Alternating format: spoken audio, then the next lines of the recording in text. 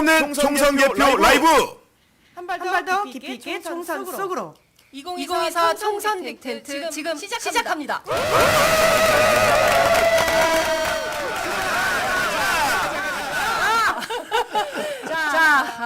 오늘 스튜디오 분위기가 상당히 남다릅니다. 여기가 어딜까 매우 궁금하시죠? 여기는 바로 국회 제2간담회실입니다.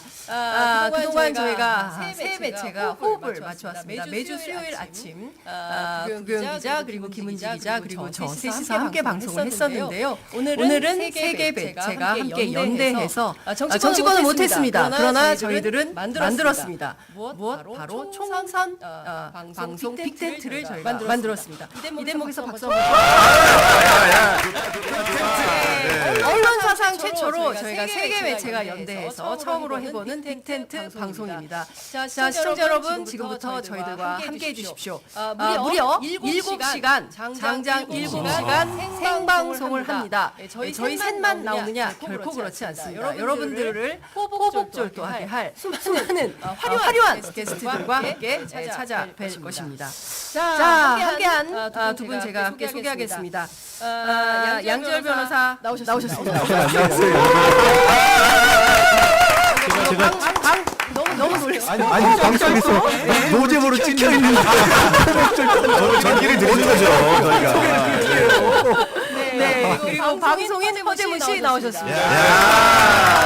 여러분 경향의 아들 오늘 포복절도에서 포복을 맡고 있는 허재입니다. 반갑습니다.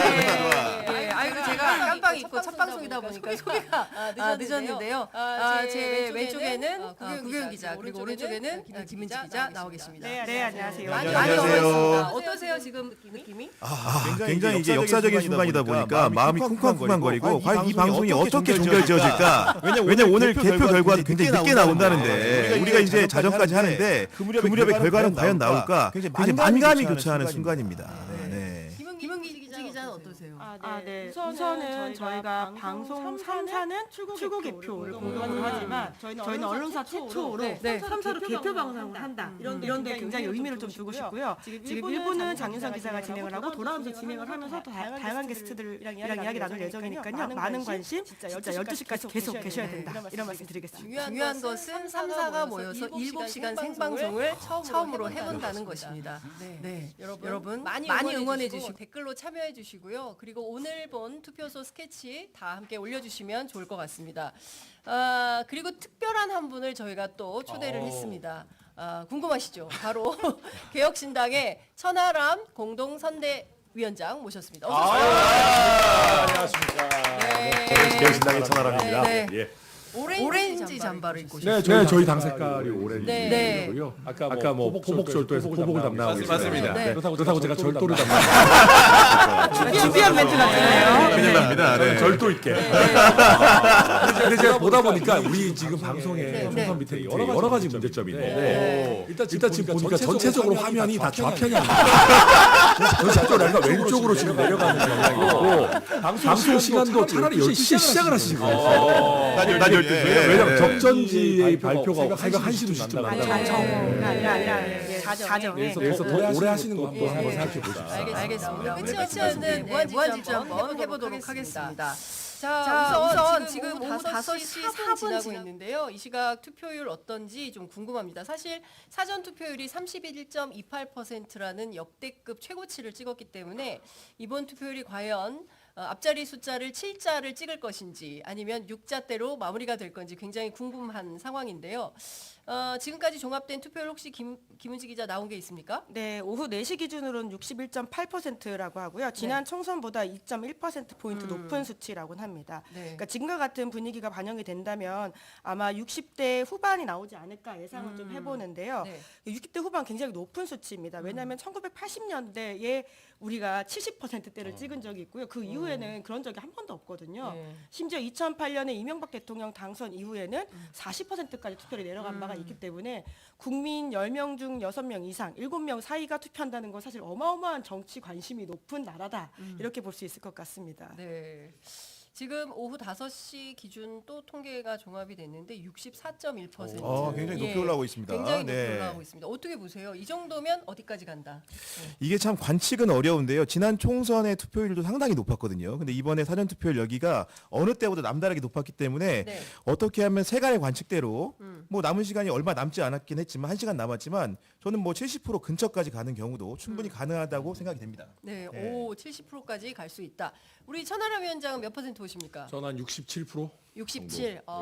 굉장히 과학적인 데이터를 아니 얘기하시네요. 그냥 완전한 감입니다. 과학적인 근거가 뭐 어디 있겠습니까? 근데 뭐 우리가 이제 사전 투표율이 굉장히 높았기 때문에 70%에 근접하지 않겠냐는 예상이 있었는데 약간 빠졌어요. 그러니까 우리가 이제 나중에 개표 결과를 보면 되겠지만 한 2가지 정도 가능성이 있을 것 같습니다. 첫째는 사전 투표 제도 자체가 워낙 자리를 잘 잡아서 그냥 기본적으로 전체 포션에서 사전 투표가 올라간 거다라는 게 있을 수 있고 또 한 가지는 저는 그 정부 여당 입장에서 되게 뼈 아플 수 있는데 일부 보수층이 약간 투표 의지가 되게 약해진 거 아닌가라고 볼 수 있어요. 전체적으로 판세가 워낙 안 좋기 때문에 만약에 그렇다면은 수도권 격전지에서 더 국민의힘 쪽에 파멸적인 결과가 나올 수도 있다. 왜냐하면 블랙아웃 기간 동안 오히려 국민의힘 분위기가 점점 더 안 좋아진다라고 하는 보도들이 상당히 있었기 때문에 저는 그럴 가능성도 한번 점쳐보고 있습니다. 그러니까 이런 상황에서 각 행위자들이 어떤 메시지를 내놓느냐가 굉장히 중요한데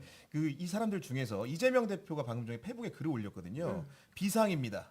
투표율이 60% 초반에서 정체 상태입니다. 이미 연락했던 지인들께도 한 번 더 확인해 주십시오. 이런 워딩을 했거든요. 사실은 급한 거는 우리 천하람 그 위원장님 말대로라면은 여권이 급할 것 같은데 오히려 이런 메시지는 야권에서 나왔다는 점, 이 점도 주목해 볼 수 있을 것 같습니다. 네. 그리고 이제 왜냐하면 지금 국민의힘 입장에서는 이도저도 못하는 상황이에요. 그러니까 투표율이 너무 높아졌을 때 지금 국민의힘 같은 경우는 세대적으로 2030, 40, 50 지지를 거의 다 잃어버렸어요. 그러니까 지금 자기들끼리 마음대로 무슨 2030 남성들이 돌아올 거다 그러지만 제가 봤을 때 다 거짓말이에요. 그럴 징후가 거의 없고 2030 남성들이 오히려 배신감에 치를 떨고 있거든요. 지난 대선 지선 그렇게 밀어줬는데 우리한테 해준 게 뭐가 있냐. 그거 있고 그분들은 그럼 개혁신당 부탁드립니다. 근데 어쨌든 국민의힘 관점에서 투표율이 높아도 좋을 게 없고 그렇다고 지금 낮다고 가니 이미 사전 투표에서 민주당 지지 많이 나왔을 텐데 이게 과연 방어가 될 것인가. 아마 이도저도 못하고 있는 상황일 것이고 민주당 입장에서는 자신이 있는 거죠. 어쨌든 많이 나오면 우리 전체적인 파이에서 지금 지지율 나쁘지 않으니까 어쨌든 올라간다. 저는 뭐 민주당 입장에서 잘 낸 메시지라고 봅니다. 천하람 위원장 오셨으니까 또 이따 가셔야 되니까 가장 궁금한 건 사실 이제 화성을 판세 어떻게 보고 계시냐라는 부분인데 물론 아직 선거가 끝난 건 아니기 때문에 좀 조심스럽긴 합니다만은 어떻게 보고 계세요? 저희 진짜 초박빙이라고 봅니다. 저희가 실제로 본투표 기준으로는 저는 이준석 대표가 거의 1위를 할 거라고 거의 확신합니다. 이거는 저의 뭐 희망도 섞여 있지만 저희가 데이터도 어느 정도 가지고 있는 부분이고 뭐 말할 수 없지만 선관위이기 때문에 그런데 이제 저희 이준석 대표가 사전 투표 이후에 굉장히 급격한 상승세가 또 있었던 게 사실이기 때문에 사전 투표에서는 살짝 열세일 걸로 저희는 보고 있습니다. 그 열세를 본 투표에서의 우세로 뒤집을 수 있을 정도로 갈 것이냐 저희 그 부분 굉장히 뭐 주의 깊게 보고 있고 어느 쪽으로 가든 1, 2% 안에 초박빙 승부가 나지 않겠나 그렇게 예상하고 있습니다. 그럼 본인의 당선 여부는? 저요? 비례 2번이시잖아요. 정당 득표율. 이렇게 말씀드릴게요. 이준석 대표의 당선 확률보다 좀 더 높지 않겠는가. 왜냐하면은 저희 이제 개혁신당 입장에서 천하람의 당선 여부를 떠나서 비례 후보 2번도 당선이 안 된다라고 하면은 그거는 당 입장에서 굉장히 큰 문제입니다. 그래서 저는 그런 불행한 일은 저 개인을 위해서도 그렇지만 당을 위해서도 일어나지 않기를 바라는 마음에서 네, 조금 더 좋은 성과를 바라고 있습니다. 청년이 많이 실종됐어요. 이번 선거에서. 개혁신당 입장에서는 좀 많이 아프거나 아쉬운 점 아닐까 싶어요. 저희가 수지잡을 못했어요. 저희가 초반에 받았던 기대들에 비해 가지고 잘 못했고 외부적인 요인으로 이제 조국혁신당에 출연을 많이들 이야기를 하십니다. 그런데 사실 저희 지지층은 굳이 따지면 조국혁신당이랑 그렇게 겹치지는 않아요. 네. 그래서 저는 오히려 뼈아프게 생각하는 지점들이 저희가 초반에 분위기가 좀 좋았을 때 약간 무리하게 덩치를 키우려고 했던 지점들. 그래서 이제 예를 들면 현역 의원 이사업 죽기를 적극적으로 하겠다라는 메시지들이나 아니면 이낙연 대표와의 통합과 그다음에 거기 결별. 그러면서 젊은 세대들이 이준석의 그 가졌던 선명한 개혁성이 아니라 그냥 약간 그냥 기성 정치인이랑 비슷하네. 라고 했던 면에서 젊은 세대들이 조금 등을 돌리게 된 면이 있었던 것 같고 아까 오프닝 하실 때 정치권은 못했지만 빅텐트. 우리 세 명은 빅텐트를 하셨다고 했잖아요. 저 그래서 그 정치권. 들어오자마자 지금 바쁜 시간 내서 왔는데 이렇게 디스를 하시나. 위원님 오는지 몰랐어. 우리. 그래서 저희가 대표적으로 사실 빅텐트를 시도했다가 실패한 정치 세력인데 그 과정에서 아프다. 많이 아프네. 그래서 젊은 세대들이 그 과정에서 조금 빅텐트를 차라리 하지 말든가 선명하게 그러면 단기 필마로 가든가 할 거였으면 잘 유지를 했었어야 되는데 조금 실망을 많이 하시지 않았나. 저희 오늘 방송은 빅텐트가 성공할 것이라고 보십니까? 그만하세요. 얼마나 하려고 그래 얼마나. 이미 성공한 거 아닌가요? 아셨으니까 뭔 소리야. 우리 이제 끝났는데 지금 선거 끝났는데. 아니, 저희 빅텐트 빅텐트 취재 조언. 결과를 좀 하나 마지막 여쭤보겠습니다. 보면은 제가 얘기를 들어보니까 우리 지역구 후보들 좀 내지 않았습니까? 많이 냈죠. 국민의힘에서 막판에 특정 선거 구간에 그 바터를 하자는 식의 제안이 왔다는 얘기가 취재가 됐는데 네. 실제 그 상황이 어땠고 국외 실제로 기자의 어떤 단독. 결론을 내렸는지 좀 말씀해 단독 주십시오. 이제 뭐 다 끝나가는 마당이니까 실제로 있었고요. 단독 발표. 네. 뭐한 30분 남았으니까 뭐 괜찮습니다. 그래서 저희한테 진짜 유혹이 왔었어요. 뭐 누구를 살려줄 테니 누구를. 국민의힘에서. 네. 구체적인 지역 몇 검열이 개, 몇 됩니까? 개. 뭐 거명은 하시고 저는 뭐 네. 제가 들어보고 맞는지 아닌지. 네, 일단. 영등포 갑과 경기 네. 화성을 후보를 맞바꾸자는 취지의 제안이 왔습니까, 안 왔습니까? 뭐 기가 막히죠. 네, 하나 터뜨리죠. 네. 아 근데 그거 변호사 하셨어요. 그거 말고도 굉장히 다양한 제안들이 사실은 막 있었습니다. 그런데 이제 저희 당에서는 이 말도 안 되는 짓이다. 왜냐하면 이게 제가 그때 좀 센 메시지를 냈어요. 네, 봤습니다. 예, 예. 아침에. 네. 거의 뭐 정치적으로 순화해서 말했을 뿐이지 우리 유튜브니까 편하게 얘기하면 단일화하면 죽여버리겠다 거의. 그러니까 최고 수준의 징계를 하겠다. 거의 그렇게 제가 메시지를 발신할 정도로 저한테도 연락 많이 왔어요. 사실. 그러니까 근데 지금 저희가 어쨌든이 아니라 실제로 저희가 윤석열 정권의 실정을 강하게 비판하면서 정치 개혁의 시작이 윤석열 정권 심판이다. 정치 가장 X처럼 하고 있는 게 윤석열 대통령과 김건희 여사 아니냐 이러고 있는데 거기서 또 무슨 뭐 단일화 무슨 뭐 한다? 아까 제가 말씀드렸잖아요. 젊은 세대들이 실망하는 게 그런 선명한 개혁성을 유지 못했다는 건데 여기서 우리가 이 난리를 쳐서 다시 또 국민의힘이랑 뭔가 쿵짝쿵짝 한다? 저는 그러면 개혁신당 거의 끝장난다고 생각했어요. 아니 이거 좀 여쭤볼게요. 홍준표 시장이 이준석 대표 당선되면 국민의힘하고 다시 합쳐가지고 한 식구가 되는 게 순리다. 홍준표 시장님은 지금 제가 봤을 때 네. 총선판에서 자기가 잊혀질까 굉장히 강렬한 적극적으로 몸부림하고 있다. 굉장히 네. 적극적으로 5만 가지 메시지들을 거의 뭐 한동훈 위원장 팀킬 메시지도 엄청 네. 내시고 네. 그러시는데 그건 그냥 이제 본인이 하시는 말씀인 것 같고요. 그럴 이유가 전혀 없습니다. 왜냐하면은 이준석 대표 같은 경우에는 국민의힘에서 대표까지 했는데 어차피 그랬는데 이용만 당하고 쫓겨난 거잖아요. 왜 돌아갑니까?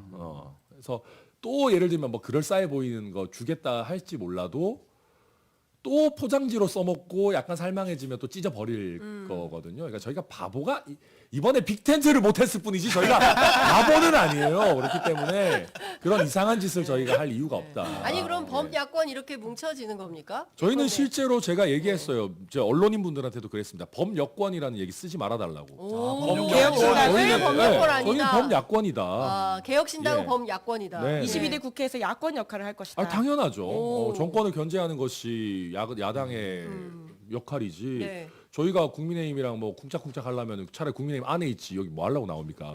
힘들어 죽겠는데. 힘들어 죽겠네. 힘들어 보여요. 네. 네. 자, 14분 되고 있는데 혹시 양재열 변호사님 너무 조용히 계셔가지고 혹시 질문할 거 있으시면 하나 하셔도 최원환 됩니다. 변호사한테요? 네. 사실 제가 고향이 순천이라 저희 순천 가는 기차도 같이 타고. 너무 이게 지역 야. 인사를 섭외했네요. 순천은 어떻게 보고 있습니까? 순천 판세. 거기 지금 순천 판세 되게 쉽지 않은 것이 거의 무소속 후보와 진보당 후보가 굉장히 선전하고 있어요. 그래서 아주 치열한 선거가 될 텐데 그럼에도 불구하고 조국 혁신당 덕분에 아마도 더불어민주당 후보가 당선되지 않겠는가. 이제 천하람 변호사는 순천은 떠나시는 거예요? 아니요, 아니요. 저 지금 계속 있을 가족도 거예요? 잘 있고 좀 잘 아. 있어요. 근데 이제 그래서 저한테 전화가 많이 왔어요. 이번에 더불어민주당 공천이 순천이 좀 엉망이었거든요. 그래서 너가 지역구 나왔었으면 됐을 텐데 저는 들으면서 되긴 뭐가 돼 하면서 아닙니다. 죄송합니다. 정치인들한테 그렇게 주변에서 좀 꼬드기는 아니 분들이 제일 왜냐하면은 나빠. 그러니까 그게 이제 되고 안 되고의 문제가 아니라 실제로 저희 지역구 같은 경우는 여론조사했을 때 조국혁신당의 지지율이 40%를 넘을 정도로 굉장히 강대한 정권 심판 여론이 있어요. 그래서 아마 그 여론 때문에라도 저는 어떤 개인기나 인물론을 떠나가지고 더불어민주당 후보가 당선되지 않겠는가. 아마 이번에 호남에서 크게 저는 파란은 없을 것이다 생각합니다. 제가 순천을 물어본 이유가요. 네. 순천이 지역구라서 물어본 것도 있지만 제 고향이기도 하지만 순천 빼놓고 나머지 지역은 거의 변수가 없었어요. 거의 없어요. 그나마 유일하게 순천이 조금 전남의 공천 정치 과정에서 일번지. 잡음이 좀 있어가지고 그런 부분에 이제 물어본 거예요. 공천 잡음 정말 어마어마했어요. 순천 지역 내에서는 예. 저한테까지 전화가 올 정도였으니까 제가 봤을 때 양지열 변호사님 출마했으면 됐었어요. 당선됐어요.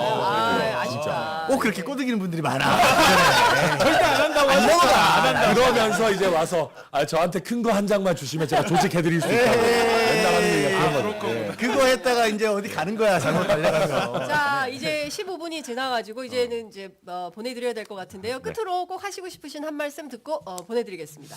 네, 저는 이번 총선 윤석열 정권 심판은 성공할 거라고 예상합니다. 아직 결론 나오진 않았지만. 근데 제가 걱정하는 지점은 심판은 성공하겠지만 윤석열 정권이 너무 개판을 치는 바람에 그 상대 진영도 진영이 더 결집하는 효과들이 나타났어요. 그래서 진영 간의 대립, 진영 논리라는 것이 점점 더 강화되는 아주 꼴보기 싫은 22대 국회가 될 것 같다. 그런데 그 와중에 저희 개혁신당은 그래도 국회 안에서 나름대로 소신 있고 자기 할 말 하는 정치인들이 모여 있는 집단입니다. 그래서 정권 심판은 어차피 성공할 것 같으니까 우리 국회의 전체적인 수준을 위해서 저희 이준석 또 천하용인 저희 조금박해 같은 사람들 좀 소심파들이 멸종되지 않도록 저희 개혁신당에 한번 좀 도와주십사 꼭 부탁드립니다. 한 표만 도와주십시오. 네, 고맙습니다. 자, 아유, 감사합니다. 보내드리겠습니다. 고맙습니다. 감사합니다. 여전히 화면이 좌편향이네요. 네, 고맙습니다. 사실 예. 저희가 투표율도 되게 궁금해지는데 네. 저희가 3사 방송 최초로 지금 공동으로 하고 있잖아요. 맞아요. 그래서 지금 계속 제가 천 위원장이 말씀하실 때 실시간 동접자 수를 네. 지금 최근으로 파악을 했는데요. 네. 시사인이 7,000 들어와 있고요. 편의점 3,200 들어와 아유, 있고요. 어떡해. 아이고 얘기하지 마. 경양 980인데요, 지금. 좀 많은 관심과 참여가 필요합니다. 좀 지금 이제 시작이니까. 그죠? 시작이니까. 저희는 훌륭합니다. 네. 네. 해 떨어지면 많이 들어오실 거예요. 아직은 지금 날이 밝아가지고. 1179명이에요. 그래요? 어제 뭐 허위사실 유포할 거야? 아들. 일을 빼버린 거야. 예. 어찌됐든 뭐 순조로운 출발 저희가 아주 좋게 보고 있습니다.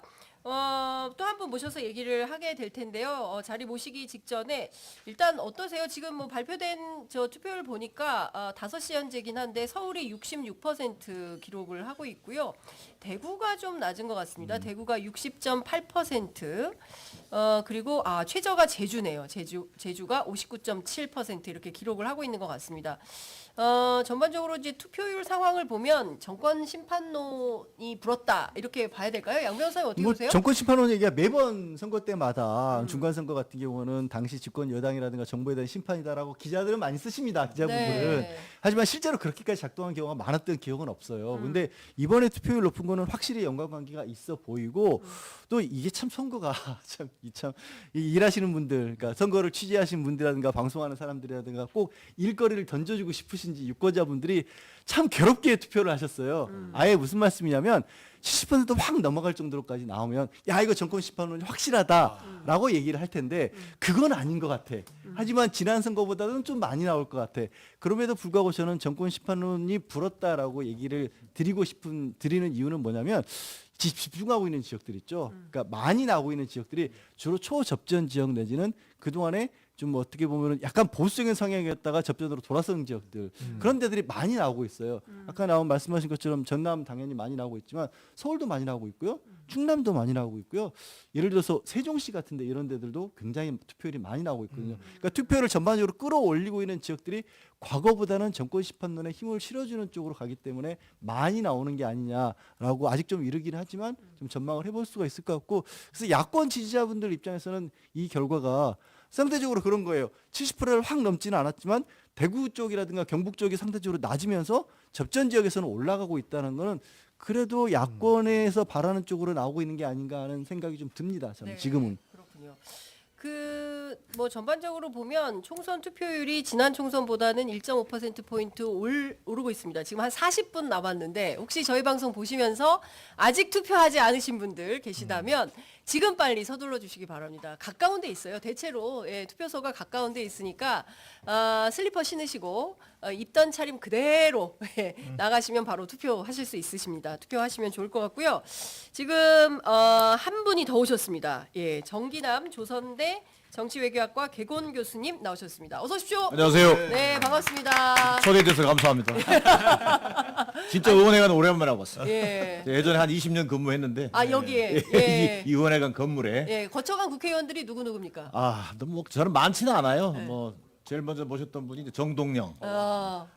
96년부터 제가 모셨습니다. 예. 그리고 뭐 국회의원은 딱 한 사람만 모셔봤습니다. 이번에 생활에서 정도경 의원. 예. 네. 그렇구나. 자, 저희가 지금 총선 분석 함께 하고 있는데요. 지금 보면 사실 그 이번 선거 앞두고 정말 여러 가지 프레임들이 많이 작동을 했던 것 같습니다. 그 중에서 저는 하나를 꼽으라고 한다면 대파를 꼽겠어요. 이번 선거는 대파 선거다. 이제 저는 이제 그런 생각을 하는데, 자, 다른 분들 좀 어떤 거 생각하십니까? 뭐 2조 심판론도 있었고 정권 심판론도 있고 여러 프레임들이 있었는데, 우리 구경 기자님은 어떤? 저는 개인적으로 네. 이번 선거의 가장 큰 분기점은 조국 열차가 아니었나 싶습니다. 조국 열차. 어제 제가 세종문화회관에서 네. 우리 지지자들 상대로 조국 대표가 마지막 기자회견을 하지 않았습니까? 네, 네. 그 광경을 봤는데 어떤 노래를 부르냐? 지지자들이 남행열차를 연습을 해요. 오. 굉장히 연습을 하고 노래 불렀는데 남행열차를 비 내리는 호남선 조국 열차에 이럽니다. 그러니까 투표지 싫고 빨리 호남까지 내려가자는 얘기죠. 내려가자. 그러니까 그 열기가 네. 호남에서 불기 시작한 조국 열풍이 호남에만 그친 게 아니고 또 PK 지역까지 덮치지 않았습니까? 네. 고마 치아라마 네. 이렇게 사투리 한번 써주니까 또 네. PK 지역이 굉장히 요동을 쳤고 네. 그런 흐름들이 수도권까지 전해져서 결국 비례선거 결과를 봐야겠습니다만은 굉장히 분기점이 됐고 어떻게 보면 야권 진영의 정체된 지지율을 한꺼번에 고양시키는 굉장히 분기점이 됐다 이런 분석을 좀 할 수 있을 것 같습니다. 네. 어떻게 보세요, 김은지 기자는? 네, 저는 3월 10일 기점으로 선거 구도가 확 바뀌었다라는 생각이 더욱더 드는데 한 달 전이거든요. 네. 그날 무슨 일이 있었냐면 이종섭 대사가 호주로 출국했습니다. 정말 그날 윤석열 인천공항에서 대통령 제가 그렇죠. 4시간을 서 있었어요. 4시간. 네, 정말 많은 정치인들이 또 거기서 이제 나가는 걸 보려고 했었는데 결과적으로는 그 장면을 포착한 건 MBC 기자밖에 없었고 그 MBC 기자한테 왜 이렇게까지 하냐라고 이종섭 대사가 당시 대사가 말하지 않았습니까? 네. 사실 국민들이 물어보고 싶은 말이죠. 왜 이렇게까지 하셔야 됐냐라고 하는 건데 그러니까 그렇게 감추고 싶었던 정부 여당에서 감추고 싶었던 윤석열 대통령이 다시금 선거 전면에 등장했다라고 하는 것이고요. 그 이후에 이제 대파 일정 같은 것들이 점점 더 일파만파되면서 지금 정부로서는 굉장히 어려운 선거를 치르게 되는 구도가 더욱더 확정됐다는 생각이 듭니다. 네. 노양재현 변호사님 어떻게 보세요? 저는 좀 더 거슬러 올라가면 네. 사실 디올백 보도를 꼽고 디올백. 싶어요. 예. 왜냐하면 왜 꼽냐면 디올백 보도가 자체가 총선하고는 좀 너무 멀게 느껴지잖아요. 근데 이게 11월 말에 보도가 됐었는데 디올백 보도가 나온 이후로 급격하게 여권에 대한 비판 여론이 굉장히 많이 나왔고 사실 김건희 여사 투표도 비공개로 세상에 대통령 배우자가 비공개로 투표를 했다고 나중에 발표하는 건 또 야. 뭡니까? 이런 경우가 어딨어요. 아니 마스크 쓰고 아무도 모르게 네. 그냥 살며시 갔다 왔는데 사진을 찍으려고 했더니 경호원들이 막아서 막아서. 못 찍었다더라. 예. 예. 그게 또 이 소문이 돌기 시작하면서 네. 먼저 선제적으로 공개한 것도 아니고 대통령실에서 마지못해 그래 확인해. 찍었어 뭐 이렇게 된 거 아니에요. 이런 일이 벌어졌던 게 4개월째 모습을 안 보이고 있거든요. 근데 왜 이걸 꼽냐면 네. 사실 그때부터 조짐이 한동훈 위원장의 사실 개인기로 지금까지 지금 국민의힘은 총선을 쭉 이끌어 왔었는데 조기 등판을 시켜버린 계기가 된 게 아닌가. 네. 그때 처음에 지금은 사실 한동훈 위원장에 대해서 그 캐릭터가 그렇게까지 막 바람이다 이런 생각이 안 드시지만 처음에 막 등판했을 때는 야 뭔가 기대치를 국민의힘 쪽 지지하는 분들에게 끌어모았어요. 네. 그리고 중도층들도 윤석열 대통령과는 다른 윤석열 대통령에게 실망했는 하지만 저는 이해하기 어려운 게 왜 윤석열 대통령이 실망했는데 한동훈 지금 위원장이 기다리고 그런지 모르겠습니다만 네. 그런 바람이 불었던 게 사실인데 조기 등판하는 바람에 바람이 많이 죽었죠. 그리고 그 자리에 이제 조국 열차라든가 이런 게 들어설 수 있었던 게 아닌가. 네. 그래서 그걸 좀 거슬러 올라가서 디올백 사건으로 보고 있습니다. 방금 속보가 나오는데요. 대통령실에 따르면 오늘 윤석열 대통령은 별도의 공개 일정을 잡지 않은 채 관저에서 개표 방송을 시청할 예정이다. 저희 방송 네. 보시면 자, 3사 연합 방송, 예, 영향력으로 빅텐트 부탁드립니다. 방송, 예, 장윤선의 취재 편의점 부탁드립니다. 예, 성적이 안 좋아요. 올려주십시오. 네. 유튜브를 많이 보신다는 얘기는 그러니까, 많이 듣긴 하는데 예. 이쪽 네. 유튜브는 네. 알고리즘상 알고리즘이 잘 안 될 수가 안뜰 있어요. 것 같은데. 안타깝습니다. 네. 저희 방송들을 보셔야지 대통령이 어떤 앞으로의 기조를 잘 잡고 국민들의 환한 마음을 다스릴 수 있지 않을까라는 맞습니다. 생각은 듭니다. 아, 정답입니다. 허재무 씨는 네. 어떤 프레임 사실 보셨어요? 저는 김은지 기자님께서 말씀을 하셨는데 그 전으로 가면 젊은 층들이 정말 화가 났던 건 이종섭 대사 전에 최상병이었다. 네. 최상병 라고 맞아요. 생각을 하거든요. 네. 그러니까 실제로 투표에 관심이 없던 제 주변 친구들 후배들도 선배 너무 화가 났는데 어떻게 이렇게 군복무를 하다가 사고가 나는 것까지는 우리가 이해를 하겠다. 그렇지만 이 사고를 국가가 책임져주지 않는다는 거에 대해서는 너무 비판을 하더라고요. 그래서 그게 정말 젊은 층들의 어떤 투표장으로 가는 길까지의 길목을 안내하지 않았나라고 하면서 저는 최상병 수사 무마 사건 이렇게 좀 꼽아보도록 하겠습니다. 네, 교수님은 어떻게 보세요? 다들 뭐 다 중요한 사건이었던 것 같은데요. 저는 역시 앞서 언급이 한번 됐습니다만 반복될 텐데 역시 조국 혁신당의 돌풍이 이번 총선에 하나의 중요한 그 분기점이 분기점이 아니었는가 됐다. 뭐 이런 생각이 듭니다. 그것은 이제 어떤 관점에서 보면 전 개인적으로는 조국 혁신당 출범에 대해서 사실 긴가민가 했었어요. 저게 맞나? 저게 비법률적 방식으로 명예를 회복하겠다라고 하는 것에 대해서 네. 또 찬성하는 사람도 있었지만 반대는 저처럼 또 많았죠. 비판하는 네. 사람도 있었고 또 설사 당을 만든다고 했을 때 그 당이 과연 지금처럼 돌풍 또는 뭐 뭔가 반향을 일으킬 수 있을까? 이런 부분에 약간 의구심이 있었거든요. 근데 어쨌든 이게 그동안 정권 심판론이라고 하는 것이 좀 약간 사그러 들어간다 그럴까? 좀 희미해지고 있던 시점에 조국 혁신당이 어떻게 보면 좀 기성같이 나타나서 이를테면 정권 심판의 바람, 불길에 뭔가 재점화시키는 그런 중요한 역할을 했다. 근데 저는 그걸 보면서 이게 아무리 그 토양이 좋다고 하더라도 윤석열 대통령 국정운영에 대한 어떤 심판 정서가 강하게 깔려 있다 하더라도 뭔가 불을 붙이는 역할이 필요한데 한번 저는 조국 대표를 만나면 여쭤보고 싶어요. 네. 상당히 준비된 느낌을 받았어요. 오. 그냥 이게 뭐 언제부터 준비했냐? 언제부터 준비했는지 그러면 아, 이게 저희가 6시 곧 35분에 만납니다. 한번 여쭤보세요. 왜 그러냐면 이게 저희가 하나하나 1번이에요. 예. 저는 두 가지만 얘기하고 싶은데 이 첫 번째가 이를테면 3년은 너무 길다. 이런 어떤 선명한 야당만 네. 이게 굉장히 그 많은 유권자층의 반윤 또는 뭐 더 나아가서 민주당의 전통적 지지자들한테 이게 확 와닿았거든요. 안 그래도 지금 윤석열 2년도 길었는데 이 3년은 너무 길다라는 메시지가 주는 그 선명성. 그다음에 두 번째가 지민비조라는 게 사실 자칫 잘못하면 좀 쪽팔린 전략이거든요. 우리는 전국 지역구 못 내. 우리는 비례로만 갈 거야. 근데 지역구는 민주당으로 가겠다. 그 대신 비례는 조국 혁신당. 이 얘기를 정당 하나의 꼴을 갖추고 있는 정당이 내세워서 하나의 캐치프레이즈로 지민비조 전략을 펼친다라는 게 쉬운 얘기는 아니다. 지금 예를 들어서 다른 정당도 그런 정당 없잖아요. 그러니까 아니 민주당도 잘 됐으면 좋겠고 우리 당도 좀 찍어주세요. 이렇게는 할 수 있을지요. 근데 이것을 어떻게 보면 아주 애각화 시켜가지고 지민비조라는 그 어떤 뭐 선거 전략이랄까 이걸 제시함으로 인해 가지고 많은 유권자들 중도 유권자들에게 가슴에 와닿았다. 아 맞아 저거다. 그러면서 저는 정권 심판론이 확 불이 붙은 거 아닌가. 저는 그 흐름이 오늘 투표까지 이어졌다고 보고 있고 네. 그 흐름을 뒤엎을 만한 그 이슈는 없었다고 해도 과언이 아니다. 그래서 이렇게 분석하고 아니, 있습니다. 근데 교수님 말씀하시는 거 들으면서 저도 이 총선 과정에서 우리 기자분들 많이 계시지만 정치권을 취재하는 기자들이나 아니면 교수님처럼 이렇게 정치권에 오래 몸담았던 분들이 이번 총선 과정에서는 제대로 예측들을 못했던 것 같아요. 그러니까 여의도 문법이 많이 깨졌어요. 대표적인 게 이제 조국 혁신당도 당연히 그렇죠. 조국 혁신당 교수님 잘 설명해 주신 것처럼 그런 모습을 보였고 민주당 공천에 관해서도 사실 뭐 경향신문도 그렇고 뭐 이른바 진보적으로 분류되는 그런 매체에서도 굉장히 비판적으로만 얘기를 했거든요.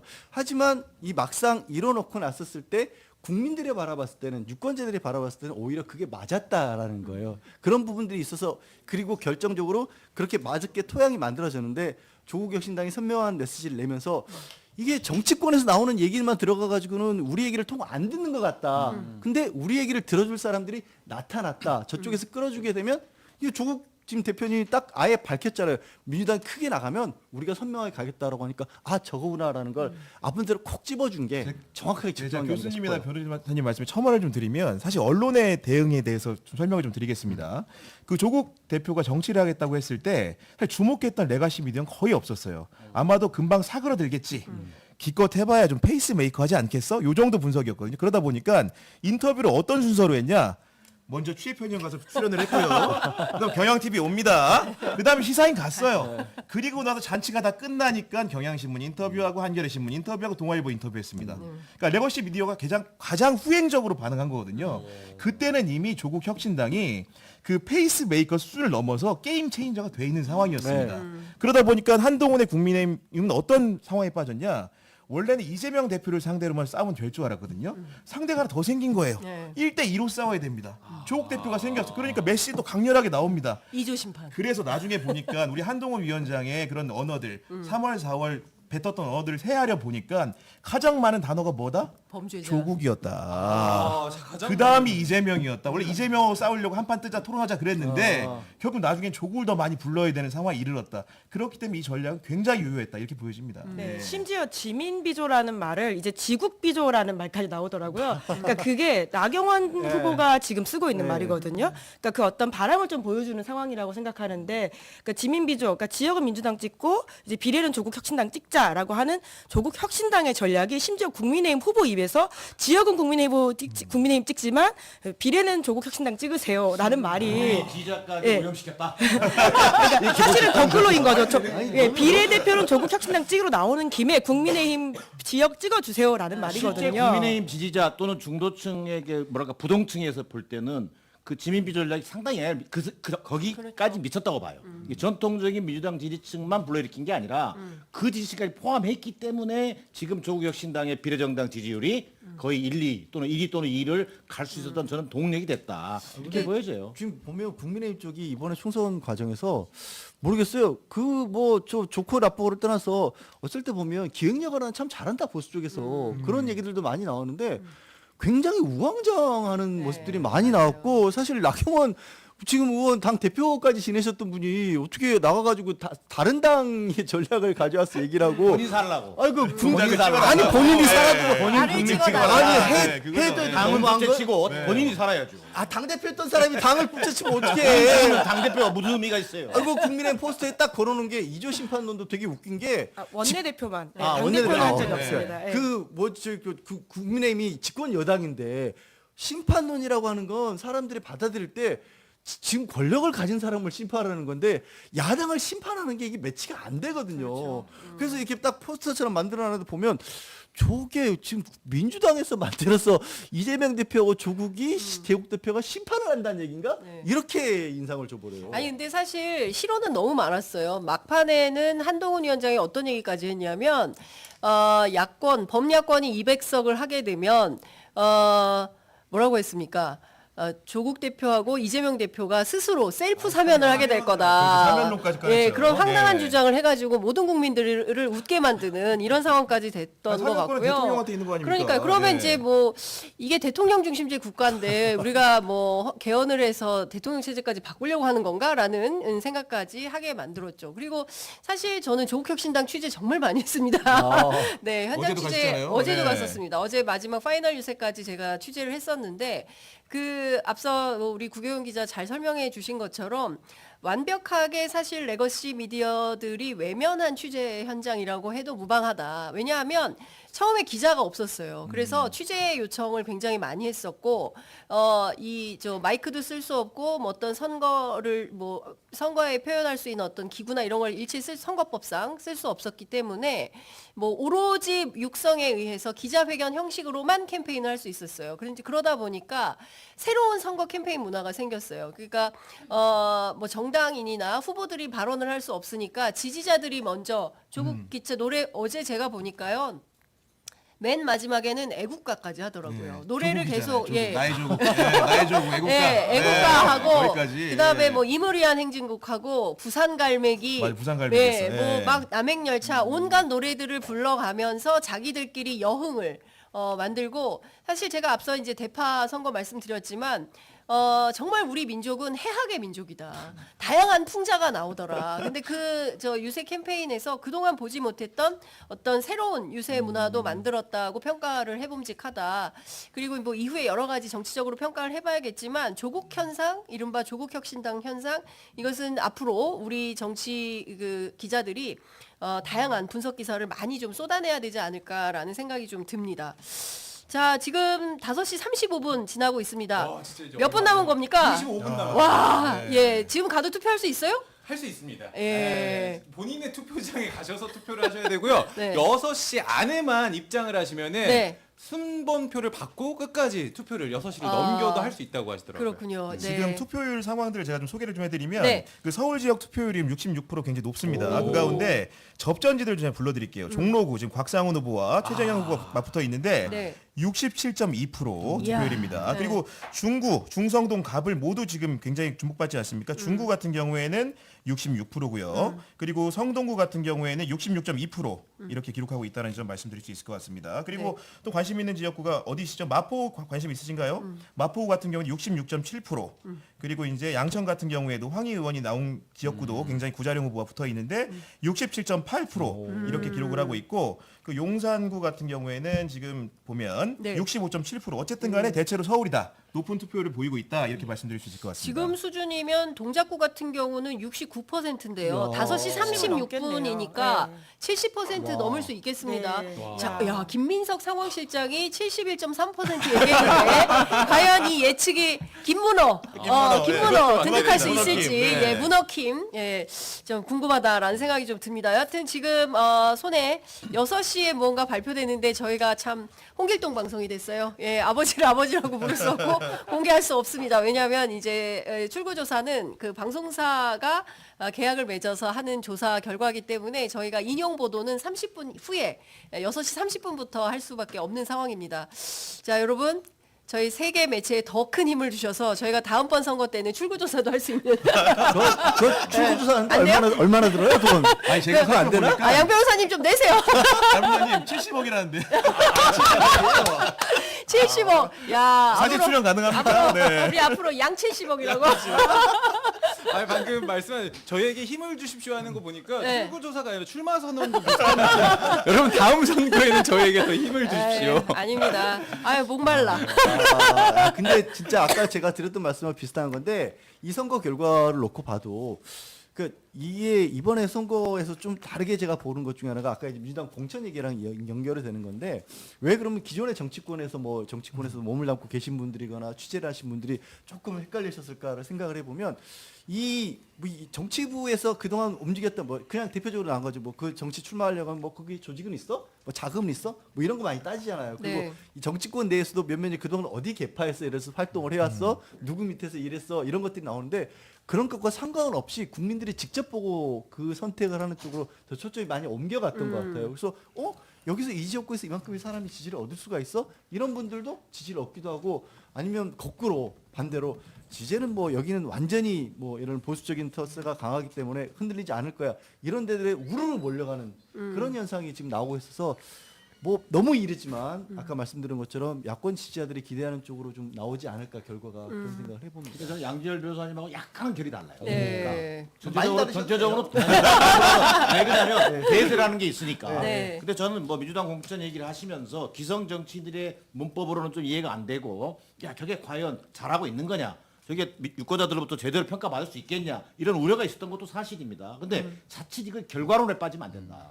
이게 정권 심판론이 제도화되면서 뭔가 지금 후보 한 명 한 명의 인물 경쟁력으로 지금 승부하는 건 아니다 이번 선거는. 오히려 구도로 쫙 갈라져가지고 민주당 후보, 야당 후보에 대한 저는 오히려 전폭적인 지지라고 봐야 되지. 각 개별 후보들이 경쟁력을 가지고 있기 때문이다. 저는 그렇게 보지 않는다. 그럼 뭐냐? 민주당이 그럼에도 불구하고 과감한 세대 교체를 통해서 새로운 인물을 내놓았다라고 하는 측면은 긍정적으로 평가할 만하다. 그러나 그 공천 과정에서 보여진 잡음들. 이른바 자금, 네. 당내 민주주의라고 하는 관점, 당의 통합적 운영이라고 하는 관점, 이런 부분들이 얼마나 또 상처가 있었냐. 네. 이런 부분에 대한 것을 종합적으로 볼 필요가 있다. 결과만 놓고 보면 공천 다 잘한 거죠. 근데 꼭 그렇게 설명할 일은 아니다. 네. 큰 틀에서 국민들이 이 공천 과정을 그 세대 교체라는 과정으로 이해해주고 또 나아가서 정권 심판론의 흐름 속에서 민주당의 제1야당의 역할 여기에 대해서 방점을 찍었기 때문에 또 가능했던 측면도 있다. 뭐 이렇게 좀 부연하고 싶습니다. 네, 지금 5시 40분 지나고 있습니다. 이제 20분 남아 있습니다. 투표까지.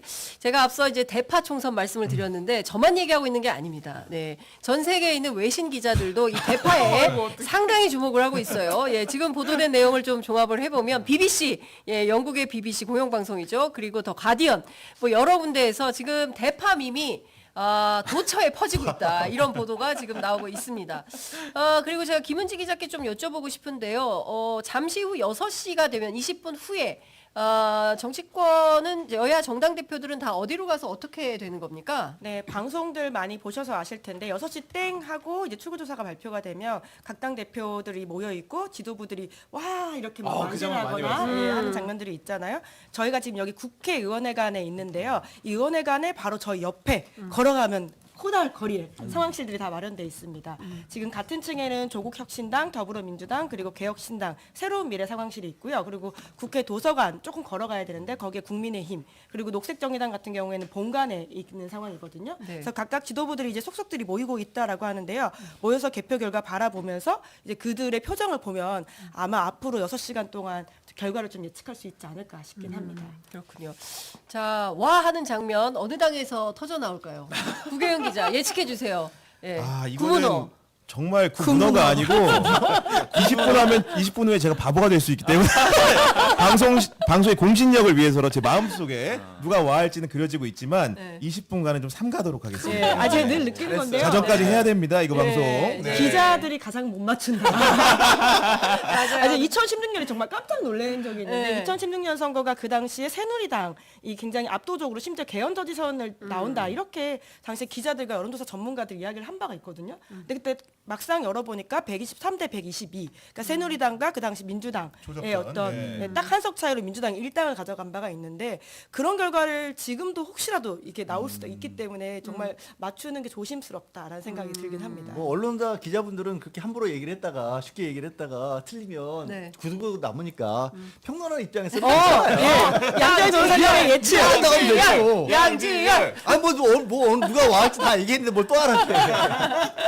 뭐 저희 각각 데서 할 거예요 다 이번 층에서. 제가 저희들이 하고 있는 이 방송 근처에 다 있어요. 예, 예. 있어요. 와 하는 소리가 아마 현장음으로 들릴 수도 있겠다. 근데 오늘 양 생각이 변호사님 듭니다. 그 차림을 보니까 그 넥타이가 네. 그 조국 블루인데 조국 블루요? 완전히 지금 드레스 코드가 네. 진한 블루예요? 왜냐면 그거 입고 다니잖아요 지금 이렇게 색깔이 그겁니다. 민주당도 파란색인데 아니 그 위에 색깔은 딱 번호 아 색깔이에요. 이거 그런가요? 그래 전반적으로 스칼라가 비슷하네요. 예. 제가 지금 개인적으로 하는 유튜브 방송에서 지난주에 모르고 약간 붉은기 돌고 갔다가 시청자들한테 어찌나 구박을 받았든지 이번 아니, 주에는 조심하고 예. 있습니다. 근데 양 변호사님 제가 이것도 좀 여쭤보고 싶어요. 성관이 이번에 보면 대파를 정치적 표현물로 결정을 들고 가지 해가지고 말라고. 얼마나 논란이 됐습니까? 쪽파도 안 돼, 뭐 일제 샴푸도 안 돼, 뭐 등등등등 얘기를 했거든요.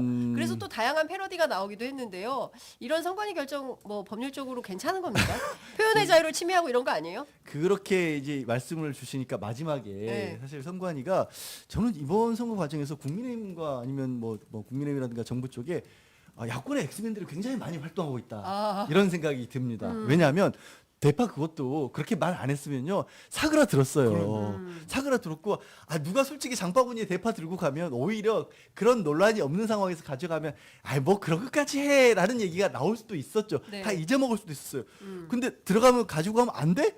이러니까 난리가 난 거예요. 도대체 그게 뭐라고?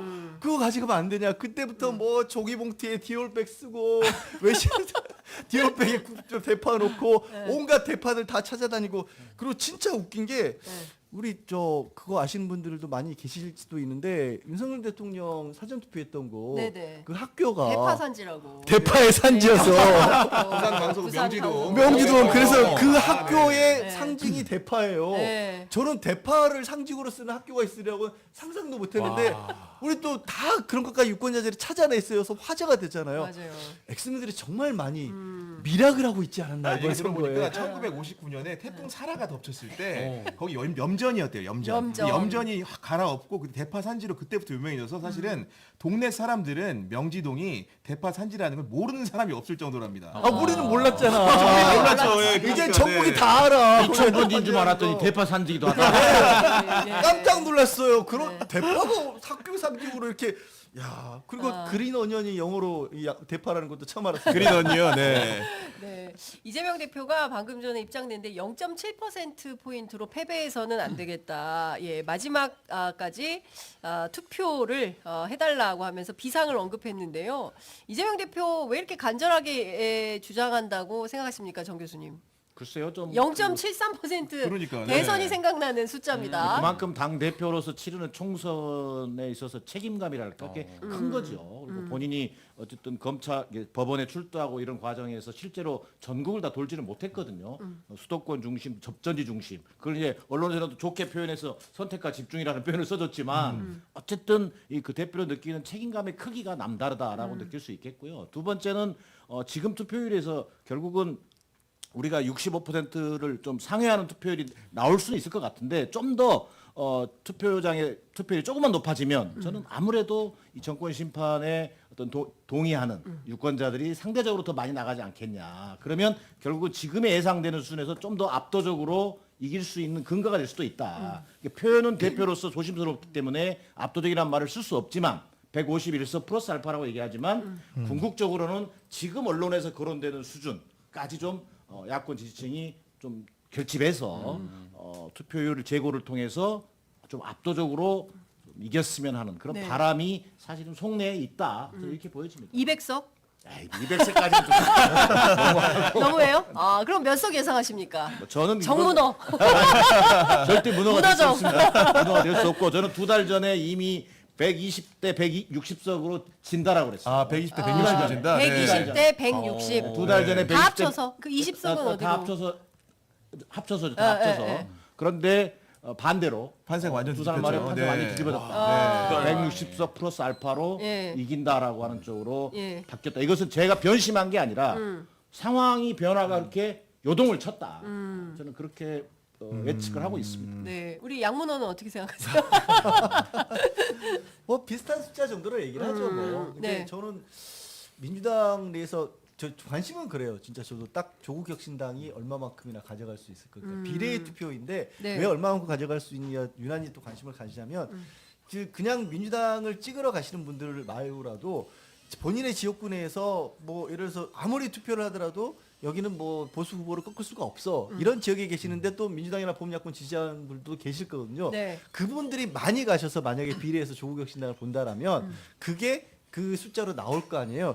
그 숫자가 얼마가 되는지가 저는 그래서 예측해 관심이 주십시오. 예. 뭘 자꾸 예측하는 네. 빨리 제가 예측해 숫자에 주세요. 잘 몰라요. 어, 뭐 15석까지는 충분히 가능하지 15. 15. 아, 조국 조국 네. 혁신당 사실은 15. 아까 이제 30% 네. 받아야지 그 어. 정도라고 네. 하던데요. 지금 화장실을 가다가 네, 누굴 조국 혁신당 핵심 관계자를 만났습니다. 아, 그래서 이제 화장실은요. 일단 이제 조회관. 조를 해서 이런저런 총회를 얘기를 하다가 진행합니다. 도대체 이번에 몇 석이나 할 것 같냐. 구경이 두 번째 단독. 네. 그랬더니 이분 왈 화장실 단독. 16석이라고 얘기했어요. 오, 상당히 16석. 저는 가능성이 있어 보입니다. 저는 네. 양쪽에서 의견에 와. 동의하는 편인데 네. 실제 이 뚜껑을 열어보면 지금 나왔던 것보다는 좀 더 많은 거를 할 가능성이 높다. 실제 여론조사 그 지지율보다는요 득표율로 따지게 되면 좀 올라가는 성향이 있어요. 물론 또 막판에 조정받는 국면도 있지만 네. 이번에는 뭐 그렇게 조정받는 것보다는 그 득표율이 좀 더 상회할 가능성이 있다고 보면 네. 저는 15석 충분히 지금 교수님 근데 조국 혁신당이 처음부터 지금까지도 우리는 10 플러스 알파만을 원한다. 10석 이상으로 말한 적은 어쨌든 없거든요. 그런 얘기 있잖아요. 선거에 이 사람들이 이렇게 준비된 사람들이라니까요. 절대 교만하지 않는 거예요.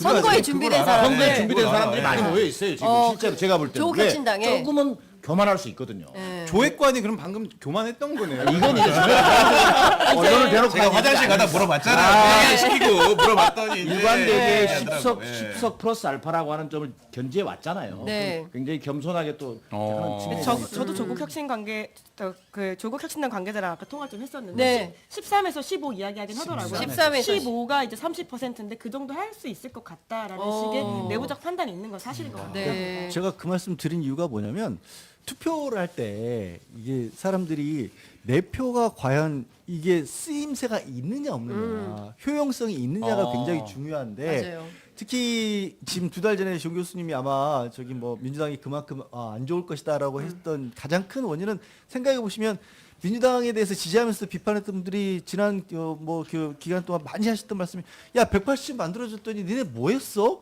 이 말씀 참 많이 하셨거든요. 그게 뼈아팠던 거거든요. 근데 그 부분을 할 수 있어라 바꿔놓은 거거든요. 그래서 내가 설령 우리 지역구에서는 우리 지역에서는 절대로 저 지역구 내에서는 누구도 이 뭐 보수 후보를 꺾을 수 없어. 하지만 내가 나가서 비례 찍으면 뭔가가 이루어질 수 있을 것 같다. 그분들이 얼마만큼 많을까? 그게 제가 궁금한 거고 그래서 그분들이 어느 정도는 되지 않을까라는 거예요. 나름 근거를 가지고 있습니다. 저도. 그러네요. 뭐 어찌됐든 지금 뭐 이제 조국혁신당 얘기만 했는데 그러면 그밖에 다른 정당들은 의석 배분이 어떻게 될까요? 어떻게 전망하세요, 부 기자님은?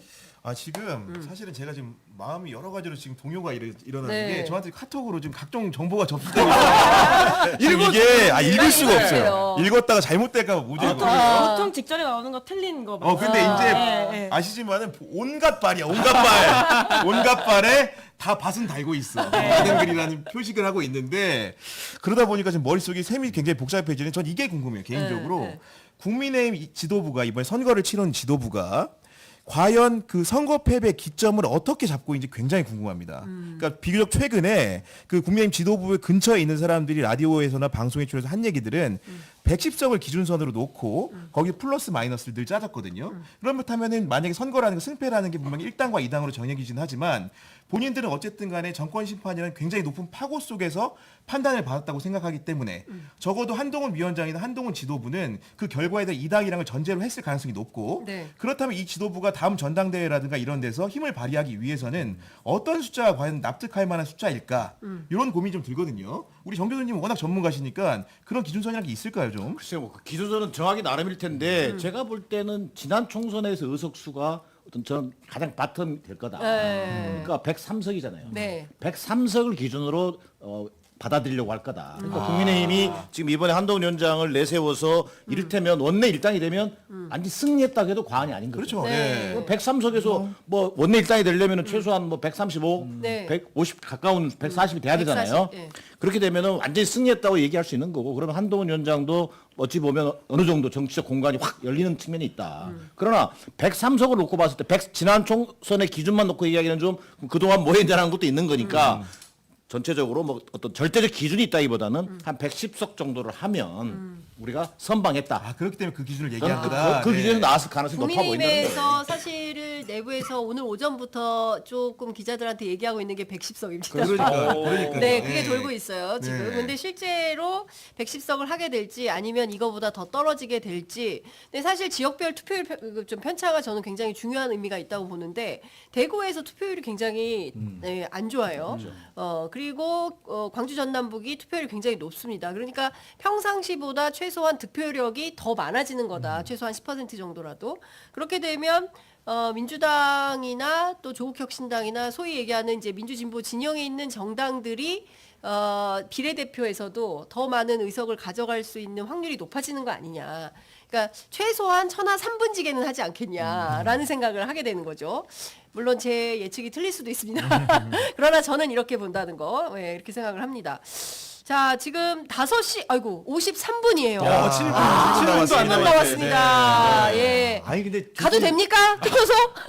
아직 가셔도 됩니다, 여러분. 네. 내리 찍고 빨리 가세요. 네. 정치를 하셨던 분이니까 이럴 때 이렇게 시간 막 5분, 7분 다 할 때 정치하시는 분들 심경이 어때요? 그러게, 뭐 궁금합니다. 뭐 어떠네요, 이거? 늘 그렇잖아요. 좀 약간 위선적이잖아요, 정치하는 사람들이. 신인사 대천명이죠, 뭐. 진인사 대천명. 큰일 날 하셨는데 네. 오늘 문재인 대통령이 SNS에 친인사 대천명이라 썼어요. 지금. 네. 늘 하는 표현입니다. 속으로 말은 그렇게 하는데요. 속으로야 지금 엄청나게 쫄리고 난리가 아니죠. 실제로 발표됐을 때 저는 기억나는 게 20년 전입니다. 너무 옛날 얘기해서 미안합니다. 20년 전에 저는 여론조사 기관에 있었는데 지금도 여론조사 기관은 아주 탄탄하게 있습니다. 한국사회여론연구소. 네. 제가 설립했는데 저희가 최초의 출구조사 방송사가 하기 전에 저희가 도입했군요. 시스템을. 도입해서 네. 출구조사를 한 게 아니라 전국 253개 지역구에 대한 여론조사를 3회에 걸쳐서 실시해가지고 예측조사를 한 적이 있어요. 그것을 열린우리당에 이제 우리가 같이 공동 계약을 해가지고 추진한 적이 있는데 그때 152석을 맞췄어요. 101석이 틀렸는데 사실은 야, 그거 151석. 엄청난 그때 이제 네. 그 희열. 그때 뭐 열린우리당 그냥 거의 와 수준이 아니라 거의 그 당사가 떨어져 나갈 정도로 막 우는 사람도 있었고 그랬죠. 근데 저는 오늘 그러면 과연 의원회관에 민주당 저는 이미 예측을 발표했으니까 얘기했으니까 정말 의원회관이 떠나갈 정도로 와 하는 함성이 날 건지 네. 아니면 와 하다가 그냥 좀 약간 와 하는 정도에서만 그칠지 네. 저는 그냥 160석을 만약 플러스 알파를 얘기했다면 네. 워낙 지금 기대치가 높기 때문에 그러니까요. 네. 회관이 떠나갈 정도의 함성은 나지 않을 것 같다는 30분이 매우 길 것 같습니다. 6시부터 6시 반이 매우 길 것 같고요. 6시 때 저희가 저희 간담회실 문을 양쪽을 한번 활짝 열어보겠습니다. 와 하는 소리가 여기까지 들릴지. 왜냐하면 어디서 저희 나는지. 있는 데서 굉장히 네. 가까운데 예, 민주당과 조국혁신당이 저희처럼 똑같이 상황실을 차리고 지금 현장을 지키고 있기 때문에 문을 열겠습니다. 5시 55분인데요. 제작진께서는 문을 좀 열어서 실제로 와 소리가 들리는지 안 들리는지 직접 여러분들께 현장음으로 아까 교수님이 들려드리도록 하겠습니다. 민주당의 반응이라는 게 사실은 어떨지 모르겠다고 말씀하셨는데 네. 저도 그런 게 지금 선거 막판 이제 일주일 앞두고는 국민의힘 캠페인 자체가 개헌 저지선, 탄핵 저지선, 맞아요. 200석은 막아달라 읍소하고 호소를 했기 때문에 사실 야권 지지자들 입장에서는 진짜 200석 넘는 거야? 이런 환상적인 생각을 갖고 있기 때문에 200석이라는 거는 대한민국 헌정사상 있던 적이 없는 숫자잖아요. 네. 제가 알기로는 그 네. 87년 민주화 이후에 없고 민주화 이후에 그 없고 전에는 네. 3번 정도 있었답니다. 세 번. 그때는 아무래도 선거가 약간 그렇죠. 그때는 그때는 뭐 비정상적인 거의 비정상적인 네, 네, 네. 네. 민주화 이후에 없던 거죠. 네. 근데 그런 결과인데 지금 뭔가 야권 지지자들은 그런 희망을 품고 있단 말이에요. 약간의 그렇기 기대치가 때문에 지금 반영돼 있는 만약에 거죠. 예를 들어서 있다가 지역구 154석 그럼 와 해야 되는 거야 말아야 되는 거야 이거. 그렇죠. 약간 헷갈리는 약간 헷갈리는 거야. 네. 이거 우리가 많이 이긴다 그랬는데 200 이거 해보니까 네. 입에 다도해도 200석이 네. 안 될 것 같은데. 네. 그러니까 네. 이게 참 그 기준선이라는 게 지금 네. 여야가 너무 다르다. 네. 그런 거 심리적 기준선이. 예. 네. 약간 저희- 옛날 올림픽 같은 느낌이네요. 네. 은메달 따 울고 있고 막 이런 네. 잘한 그것도 지금- 잘한 건데. 네.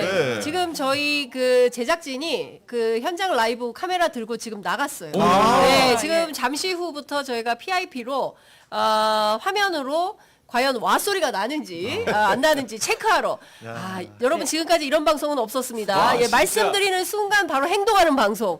예, 네. 빅텐트입니다. 3분 6시까지 3분이 남아 있긴 한데요. 좀 당선을 자신하고 있는 쪽도 있는 것 같습니다. 어. 왜냐하면 새로운 미래가 이제 언론소통방이라고 해서 기자들한테 내일 일정을 공지했거든요. 네. 내일 근데- 일정은 벌써. 네, 근데 오영환 총괄선대위원장, 이낙연 대표, 홍영표 상임선대위원장은 다 사실 통상 일정이라고 하는 건 일정이 없다는 뜻이거든요. 그런데 김종민 상임선대위원장만 내일 공식 일정이 4개가 있어요. 아침 7시 반부터 SBS 라디오 김태현 정치쇼 네. 전화 인터뷰, 8시 MBC 라디오 김종배 시선 집중 전화 인터뷰. 다 나간다고 봐야 되겠네요. 네, 11시 40분 JTBC 장르만 여의도 네. 전화 인터뷰. 아마 상대적으로 좀 당선을 자신하고 있는 게 아닌가 싶은 생각이 들긴 합니다. 네.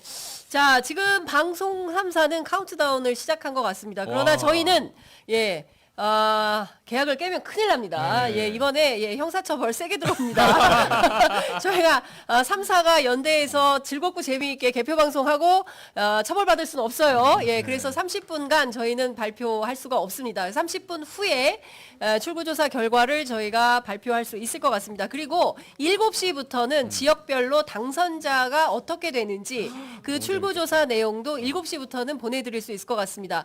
시청자 여러분 너무 송구합니다. 아직은 저희가 힘이 많이 부족합니다. 좋습니다. 그러면 지금 어떻게 하셔야 됩니까? 예, 일단 구독부터 시작하시면 좋겠습니다. 예, 구독, 좋아요, 알림 설정, 그리고 댓글로 여러분 많이 참여해 주시기 바랍니다. 동접이 왜 자꾸 빠지나? 너무 아쉽습니다. 지금 저 생방송 저 지상파 출구조사 보러 보려고 간 거죠. 예, 출구조사 보러 가시고 있어요. 예. 현실입니다. 네, 집에서 보실 마음이 때는 가슴이 아파요. 예. TV로는 출구자서 보시고 네. 댓글은 저희 거 좀 봐주시고 여러분들. 근데 제가 이건 말해줘요. 기성 미디어에서 그러면 어떻게 참패 기준을 뭘로 가느냐? 네. 사실 특정 정당이 과반을 하면 참패라고 합니다. 가만히 상대 정당은 그렇기 때문에 아마도 내일 신문 조간 신문을 받아보시는 분들은 네. 만약에 민주당이 과반을 한다. 그러면 아마 여당 참패라는 제목이 그렇죠. 일면에 그렇게 달릴 가야죠. 것이다. 이렇게 좀 말씀을 좀 드립니다. 네. 정보성으로. 네. 예를 들어서 59분이네요. 예, 아. 59분인데 왓소리가 들리는지 안 들리는지 예, 저희도 카운트다운을 해야 되나라는 생각이 좀 들기도 자, 근데 하는데 너무 궁금한 게 네. 혹시 저희 구독자 여러분들이 댓글로 올려주시잖아요. 뭐 네. 어떤 결과를 네. 저희가 이걸 보고 읽는 것도 안 되는 건가요? 안 되죠. 예. 큰일 나겠네요. 그래서 사실 네. 미디어가 환경이 바뀌었기 때문에 이게 되게 웃긴 거예요. 네. 알면서 보시는 모르는 분은 다 아는데 우리는 말을 못해. 네. 댓글은 달리는데. 지금 댓글로 40초, 30초, 아이고. 20초 와, 이렇게 이게 하고 뭐? 있습니다. 네. 다들 설레고 떨리는 마음으로 출구조사 결과를 지켜보지만 저희는 말할 수 없다는 거. 그래도 여러분 너무 카운트다운을 외쳐야 되지 않을까요? 카운트다운 한번 예, 해볼까요? 예. 지금 몇 초 남았습니까? 15초. 예. 예. 10부터 예. 어. 9 8, 7, 벌써 소리가 나고 있어요. 4, 3, 2, 1. 와! 엄청나게 크게 소리가 났습니다. 여기가 좀 늦었던 거. 여기가 좀 늦었던 것 같아요. 아니 근데 소리가 엄청난 소리가 귀에 들. 여기 오, 와 그 아직도 복도에서 들려요. 복도에서 와, 거의 환호성 어떤 소리가 숫자길래? 뭐 여기는 도대체 어떤 여기는 숫자가 여기는 야당밖에 네. 없습니다. 참고로 이 건물에는 네, 이 건물에는 지금 야당밖에 네, 없어요. 더불어민주당, 조국혁신당, 예, 야당밖에 댓글이 막 없어요. 올라오고 있어요, 지금. 네, 댓글 댓글이 막 올라옵니다. 올라오고 네, 있습니다. 와, 표정을 와, 막 빨개지고 있어요. 야, 표정 좋다. 표정. 정신 표정 좋다. 야, 근데 진짜 소리가 지금 난리 엄청나네요. 엄청납니다. 월드컵 응원 엄청납니다. 경기 네. 사람들 맞아요. 거리 네. 응원할 때 네. 골 넣었을 때 이런 느낌이었어요. 야. 야, 심지어 우리 제작진까지 박수 없어. 한번 칩시다. 예, 박수 한번 칩시다. 네. 일단 화면이 숫자도 모르고 박수 치고 있어 지금. 시민들이 고생하셨습니다. 네, 정말 시민들 유권자들이 네, 고생하셨습니다. 네, 유권자들이 정말 고생 많이 하셨고요. 14일간의 정말 대장정이었습니다. 그 14일 동안 아직도 시끄러워요. 예, 아직도 시끄럽다. 지금 제가 보기엔 울고불고 난리가 난 것 같아요. 화면이 뭐 뭉개지는 거 보니까 그런데 가까이 있는 사람들 네, 얼른 섭외해와야 될 것 같아요. 예, 저희가 6시 35분 조국혁신당의 조국 대표 인터뷰를 합니다. 앞에 통신사 2군데 있고요. 다 합쳐서 네, 전국의 모든 언론, 외신, 내외신 다 합쳐서 저희 3사 연합 방송이 예, 최초의 인터뷰입니다. 여러분, 목이 메이는 예, 이런 상황입니다. 정말 대단합니다. 네, 여기저기서 눈물 난다. 이깁니다. 네, 쫄깃쫄깃하다. 눈물 나네. 댓글창이 난리가 났습니다. 네, 예, 지금 예, 다 울고 계세요. 예, 시민분들이 울고 계시다. 이게 바로 감동의 드라마가 아니고 무엇이겠습니까? 우리 대한민국 한번 해야 되나?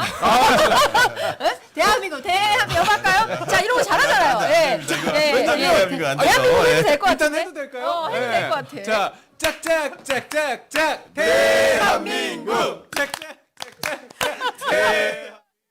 여러분 다시 한 번 말씀드리면 저는 뭐가 뭔지도 모르고 지금 유권자를 위한 유권자들이 유권자를 아, 위한 때문에. 방송. 어쨌든 고생들 하셨습니다. 네, 감사합니다. 네, 네. 모든 국민이 만든 특정 정당이 그렇습니다. 아니라. 네, 저희는 언제나 객관적인 방송을 추구합니다. 네, 주관에 치우치지 아니하고 항상 공정과 객관 그리고 상식에 기반한 방송을 해오고 있습니다. 오늘도 균형을 굉장히 많이 맞추지 않았습니까, 김은지 기자? 네, 아까 심지어 천하람 저 개혁신당 후보께서는 네. 화면이 좌표형이라고 얘기하셨습니다.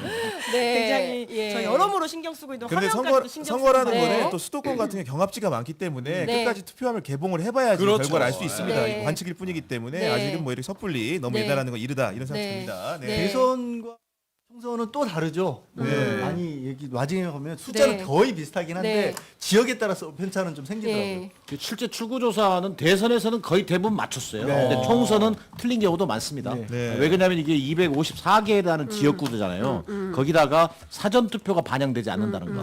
그게 네. 어쨌든 또 하나의 단점이고요. 맞습니다. 또 지역구 샘플이 사실 500개 정도밖에 안 되는데 네. 그러다 보니까 여론조사를 안 하는 지역구도 많았잖아요. 네. 근데 출구조사가 상대적으로 총선 예측은 조금씩 좀 상이하게 나타나는 경우도 있었기 때문에 사실은 마지막 이 그 개표 과정에서 추세라든가 이런 것들을 보면서 좀 신중하게 판단을. 그러니까 제가 왜 그런 격차가 있냐면은 통송 그 이렇게 3사 출구조사 같은 경우에는 총 2,000개 투표소에서 50만 명을 대상으로 하거든요. 그러니까 그렇죠. 254기 지역구기 때문에 보통 이렇게 나눗셈을 해보면은 그 지역구별로 한 8곳 정도의 투표소에서 조사가 이루어지는 거기 때문에 네. 그런 말 그대로 대선과 달리 총선 같은 경우에는 격차가 있을 수 있다는 점이 또 있고 그 실제로 보면은 지난 21대 총선에서도 1당을 맞추는 데 성공을 했는데 네. 민주당이 그렇게 많이 얻을 거라는 예측은 못했어요. 당시에 보면 그 KBS 같은 경우에는 155에서 178 그리고 MBC 같은 경우에는 153에서 170 그리고 SBS가 154에서 177석으로 예측했지만 실제로 네. 어땠습니까? 180석이 나왔거든요. 그렇기 때문에 플러스 마이너스 셈을 해보면 다른 결과가 나올 수도 있다. 이런 말씀을 좀 드려야 될 것 같습니다. 저는 네. 사실 양절 변호사님께 궁금한 게 만약에 우리가 시나리오를 봤을 때 저희는 결과를 모르지만 정말 민주당 아니면 범야권이 정말 대승을 거뒀다. 200석을 넘겼다. 그러면은 앞으로의 국정은 어떻게 되는 거예요? 200석을 넘겼다는 상상하기가 좀 어려운데 그러면 예상하는 것처럼 되겠죠. 아, 그래요? 네. 뭘 못하게 되는 거예요? 일단은 대통령이 더 이상 거부권을 거부하기 어려워지죠. 아, 예, 거부권을. 거부권을 국민의 이름으로 거부권을 거부하는 정국이 일단 될 수가 있습니다.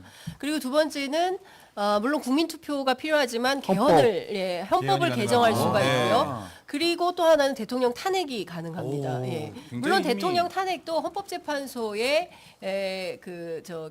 의결 절차가 필요하긴 합니다만 그래도 국민의 이름으로 그리고 국회의 이름으로 할 수 있는 일들이 어마어마하게 많은 것이고요. 이번 총선에서 예컨대 범야권이 그야말로 200석 이상을 하게 된다면 그동안 없던 역사입니다. 앞서 말씀하신 대로 87년 대선 이후에 87년 대선 이전에도 있었나요? 없었잖아요. 네. 저도 그 예전에 그 1대 2대 막 이럴 때 있잖아요. 1대1 그때는 삼부에 있었다고. 저 그런 그런 네. 그 자유당 시절에 용보선 정권이요. 네. 자유당 시절에 자유당. 사실 통계적으로 의미가 별로 없어요. 네, 없죠. 예. 근데 지금 다른 것보다도 200석까지 가지 않더라도 윤석열 대통령에 대해서 가장 누구나 비판할 수 있는 건 소통이 전혀 없어 보인다라는 거 아니에요. 끝까지 지금 뭐 지난주에 월요일에 대담을 하면서도 국민들이 바라고 국민들이 아쉬워하는 부분에 있어서도 본인은 잘했다라고 얘기를 했지 않습니까? 그런 부분에 있어서 결국 일을 하려면 이제는 안 날 수밖에 없다. 왜 밑에 정권 초기에는 출범 이후에 공직자들 공무원분들은 어쨌든 정부가 첫 출발했기 때문에 발을 맞춰줄 수밖에 없는 부분들도 있었고 언론들도 뭐 흔히 말하는 허니문 기간이라는 것도 있었고 한데 이번 총선 결과에서 만약에 뭐 야권이 절대 다수를 차지하게 되면 선발이 그렇게 만들어 움직일 수가 없기 때문에 지금까지처럼 적어도 고집을 부리는 일은 저는 불가능할 것 근데 같아요. 이런 단점은 있어요. 그러니까 조국 대표도 잘 얘기했습니다.만 뭐 표현을 대대덕 정권이 될 거다. 레임덕 네. 정도가 아니라 네. 대대덕 정권이 될 거다라는 얘기를. 지금 현장 연결을 야, 저희가 네. 난리 나네. 역시 네. 제작진 대단합니다. 현장에 가서 바로 저런 화면을 만들어 왔어요. 즉석에서. 네, 와. 소리가 들렸던 와, 현장 저게 모습이 바로 거잖아요. 지금 실시간으로 네, 윤수연 PD가 가서 직접 찍어 왔어요. 네. 저희가 어디예요? 민주당인가요? 민주당이네요. 예, 민주당 내부에 난리가 났습니다. 네. 보고 네. 이제 와, 계시고요. 오시는 분도 계시고 당직자들도 네, 오늘 당직자들이 눈물 나죠. 난리가 났네요. 예. 야. 2002년 월드컵 때 보고 처음 극장에서 다 같이 예. 축구 경기 보고 있는 느낌으로. 그러니까요. 네, 그렇습니다. 예, 민주당 뭐 어마어마한 승리를 네. 거둔 걸로 보입니다. 저기 네. 방송사 어느 방송사인지 모르겠는데 제목은 압승이라고 나왔어요. 네. 모니터가 보이네요. 모니터. 모르겠습니다. 모니터. 알 지금 수 워낙 없습니다. 감시가 심해서. 자, 저희는 지금 국회에 있어요. 예, 국회는 공정하게 객관적으로 보도해야 된다. 예, 라는 요구를 저희가 계속 받고 있습니다. 아까 보니까 기자들 잠깐 나왔어요. 네, 야, 만화TV를 제가 보니까 나왔는데. 예, 민주당 당직자들이 굉장히 환호하고 있는 모습. 와, 예, 계속 그러네요. 예, 예. 와, 어마어마합니다. 네, 지금 뭐 네. 어디 자, 지금 다음 화면 또 준비된 곳이 있습니다. 바로 넘어가는 곳은 자 어디냐? 아. 예, 조국혁신당으로 넘어가고 있는 중입니다. 지금 카메라가 가고 있는 예, 거죠? 카메라가 이동하고 있어요. 지금 민주당에서 조국혁신당으로 가고 있습니다. 시간이 네, 자 달려가고 있어요. 네, 야, 그렇죠. 자 윤수현 PD, 예, 열심히 달려가고 있어요. 자 들어갑니다. 네, 와, 과연 어떤 모습이 예 펼쳐질지 보겠습니다. 왜 이렇게 조용하죠? 박수가 박수가 박수가 나오고 있습니다. 소감 발표 어, 같은 걸 앞에서 하고 하고 계신 건가요? 있나요? 그거는 비례 아닌 것 발표를 같고. 동시에 한 건가요? 비례도 나온 비례 건가요? 비례가 나왔죠, 나왔나 나왔죠. 예, 봅니다. 나왔나 봅니다. 예. 여기도 주목을 좀 주시는 분들도 아, 계세요. 여기서 기세 이상의 그렇군요. 성과를 거뒀다는 예, 정도로 그렇군요. 평가할 수 있을 것 같습니다. 네. 오. 자, 다음은 윤수현 PD가 어디로 갈지. 자, 일단은 조국혁신당을 쭉 보여드리고 네. 있고요. 조국 대표는 6시 20분 정도에 감사 인사 및 입장 발표할 예정입니다. 네, 지금 6시 9분 네. 지나고 있고 카메라가 또 이동을 합니까? 어디로 이동을 합니까? 네, 네, 조국혁신당 보여드리고 다음은 네, 또 네, 지금 뭐 각 비례대표 당에서 후보들이 비례대표 지금 있어가지고요. 몇 네. 번까지 당선권이냐라는 이야기가 많은데 네네. 어디까지 꽃이 달리는지를 보면 이제 네. 우리가 몇 번까지 아, 네, 저 판에다가 당선된다. 직접 또 예, 그렇군요. 당선을 달아주겠군요. 네, 그렇군요. 아, 저렇게 환호하는 걸 보니까 박수가 네.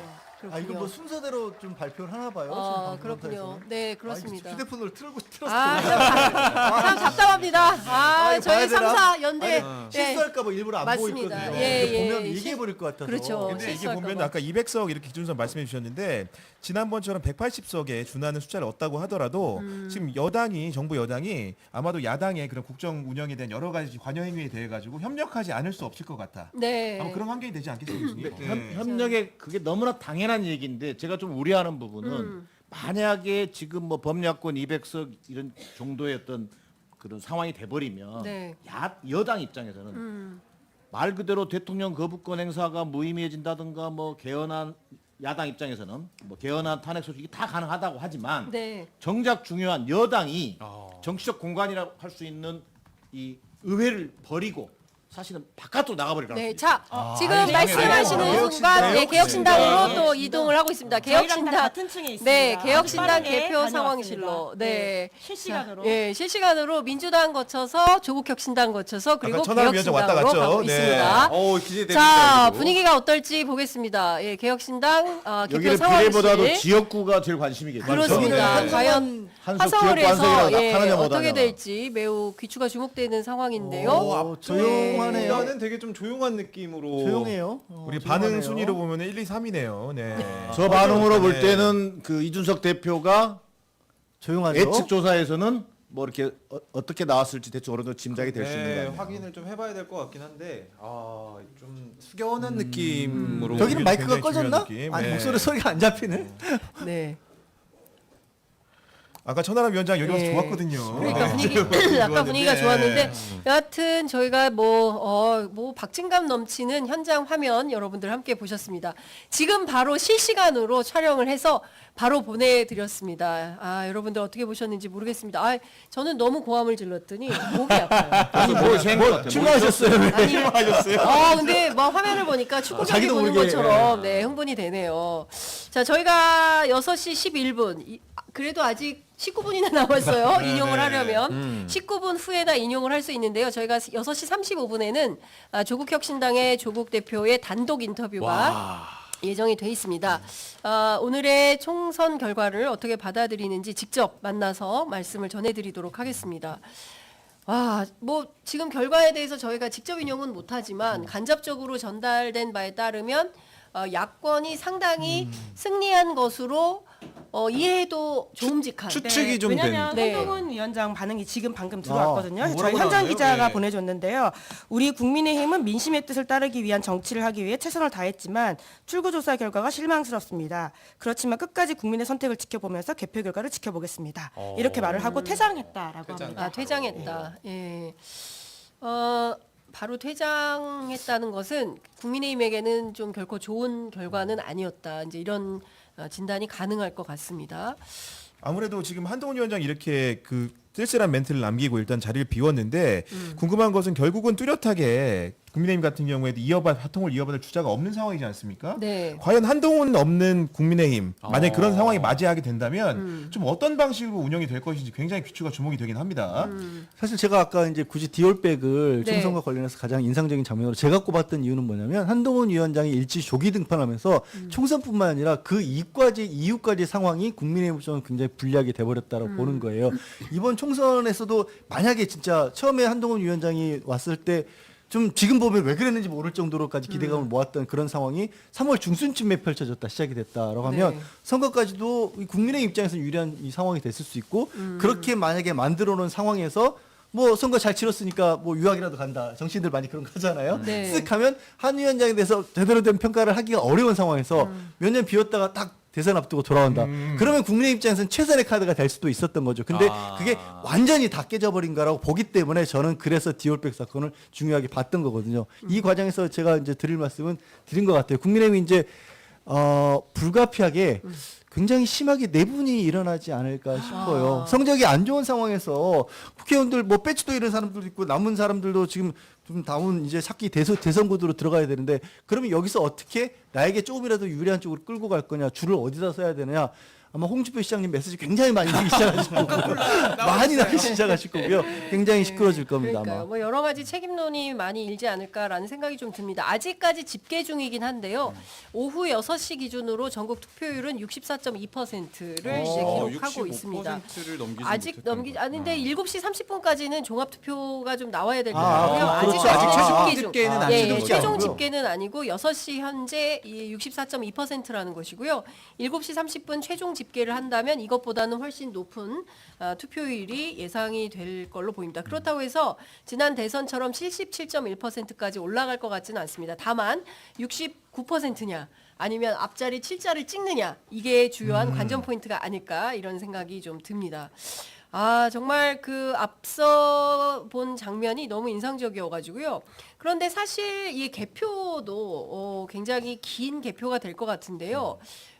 김은지 기자, 이번 개표는 사전 투표함부터 여는 거죠. 네, 그렇습니다. 보통 사전 투표함 개표하기 때문에 아까 그래서 천하람 위원장도 그런 이야기를 하고 가는 것 같은데요. 네. 그러니까 초반에 자기네들의 어떤 열세가 있겠지만 본투표에서 좀 뒤집을 수 있기 때문에 좋을 것 같다라는 네. 이야기를 하고 갔거든요. 예, 사전 투표 먼저 하고 그다음에 본투표를 열기 때문에 아마 끝까지 지역구는 경합 지역은 열어봐야지 알 수 있다 이런 말씀 드릴 수 있을 것 같습니다. 그렇군요.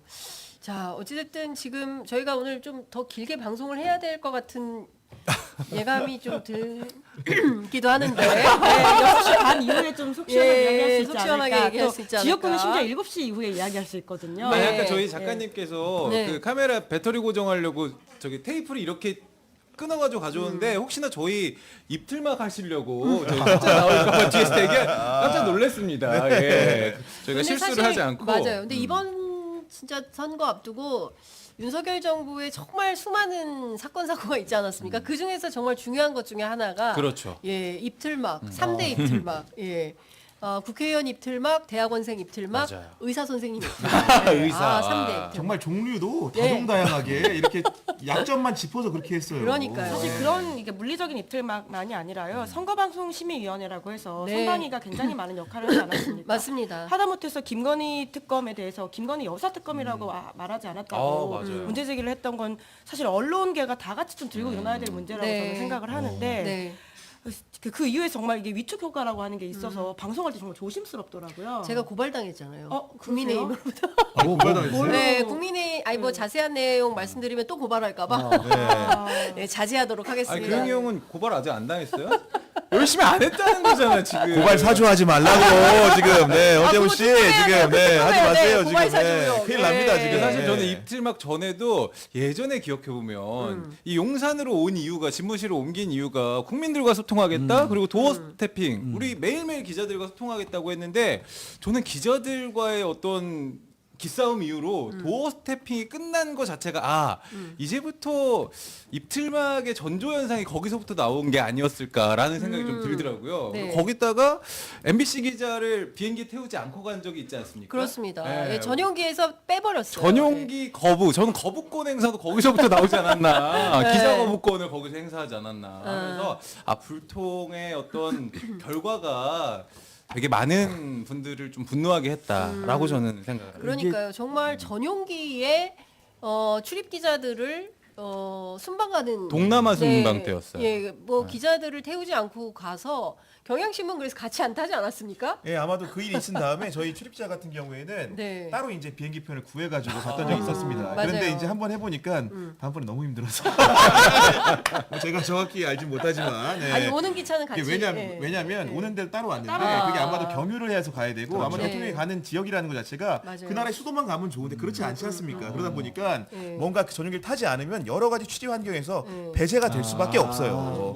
네. 근데 아마 그 이후에는 대통령실에서도 MBC 기자를 네. 전용기에 태우면서 다 같이 아마 맞아요. 탔던 네. 것으로 기억하고 있습니다. 사실 이게 지금 저희도 숫자 말을 못 하고 있잖아요. 근데 되게 우스운 상황이잖아요. 막상 지금 보시는 시청자분들은 다 볼고 다 알고 있는데 저만 오히려 저희만 모르고 안 보고 있는 그런 상황이고 이 말씀을 왜 드리냐면 이게 자꾸 윤석열 정권 들어서 정치가 대한민국이 퇴행했다, 과거로 거슬러 갔다라는 얘기를 많이들 하지 않습니까? 그 많이들 하는 거의 대표적인 현상이 누군가를 입을 틀어 막으면 그 소리가 안 날 거라고 생각하는 착각인 것 같아요. 아까 다 지르지 새- 않습니까? 다 새어나오고 예. 있고 다 온라인으로 보고 있고 기자분들이 이런 대우 받았다는 거 알고 있고 농담처럼 아유 말 조심해 그러다 고발당해라는 얘기를 그니까. 하지만 그게 뼈 아프게 말 스며들고 펴지고 있거든요. 그러다가 결국에는 야 아무도 안 보이는 투표소 내에서 내 마음을 찍을 수 있게 만드는 거거든요. 그거를 착각들을 하고 있는 것 같아요. 아직도 착각한다면 남은 3년 동안 정말 힘들 거예요. 더 힘들 거예요. 이제 고쳐야 돼요. 아니 지금 세상이 어떻게 바뀌었는데 지금 사람들을 끌어나가서 입을 틀어막고 그것도 물리적으로 그리고 무슨 아까 얘기했던 것처럼 대파른 선거구에 그 투표소에 들고 들어가면 안 된다는 얘기를 하지 않나.